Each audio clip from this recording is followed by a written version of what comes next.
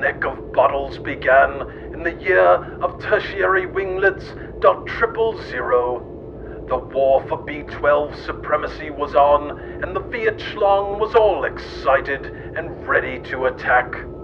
The gulp of tonics incident resulted in a strong, violent, and gaseous attack from the indicted tastes of Tumerica. From that moment on, the peddlers of war crimes behind the scenes began to gather all the necessary offenses they would need.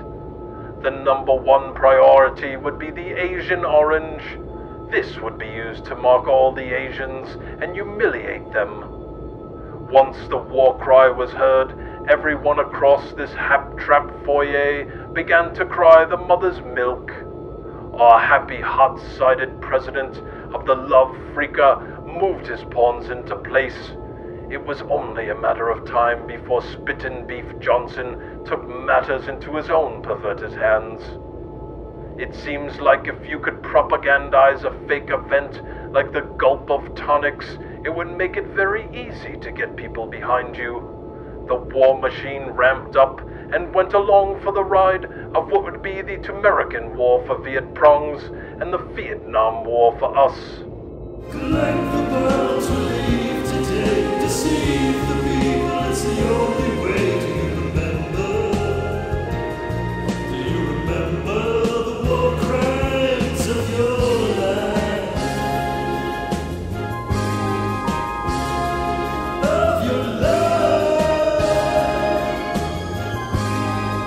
The war crimes of your life. Of your life. The Side Creek media came together and had a plan to make a panda dance just like a lactose-intolerant sister would on her way to the bathroom.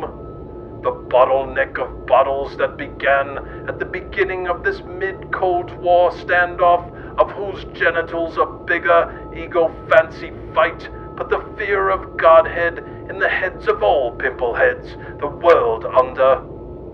Spittin' Beef Johnson signed the stroke-laden ladle and began the war with a swift kick of his wife. The domestic abuse he gave to her was one of a kind, and it would pull the sugar straight out of a child's lollipop. My goose egg looks like your goose egg was the first battle plan the dads of yesteryear put into action. Spittin' Beef knew how to satisfy the over-sanctioned overlords.